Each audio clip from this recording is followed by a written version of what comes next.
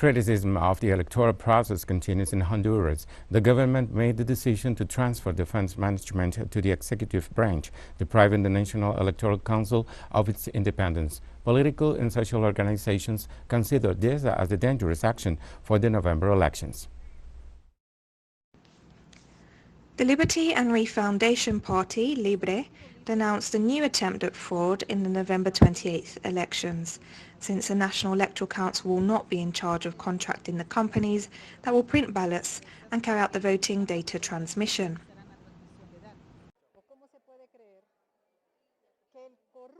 How can we believe that the corrupt, the dictator, the person who has led our country into crisis, who has committed fraud in the last two electoral processes, is now the one who managed the funds to carry out this electoral process?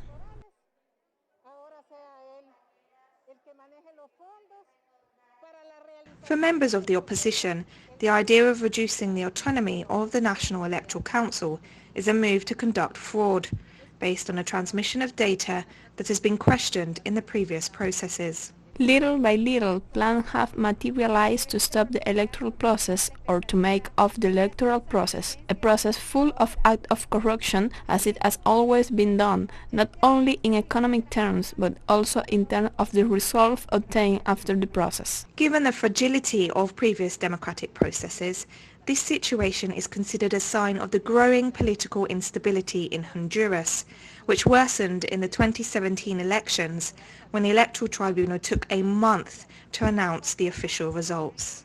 These politicians are not thinking about the nation, nor the Honduran people. They want to continue destroying the country, destroying the hope of the Honduran population.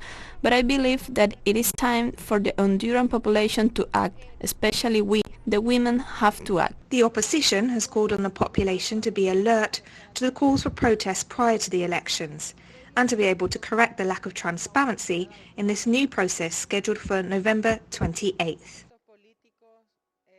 I believe that as citizens we should speak out, we on the alert, to make these demands now, that we are in time for a solution on electoral day. After the elections, what we are going to do is crying our spilled milk. The Honduran electoral calendar is several weeks behind schedule, and the problems in budget management could serve as the justification to delay the elections scheduled for November. Hilda Silvestrucci, teleSUR Honduras.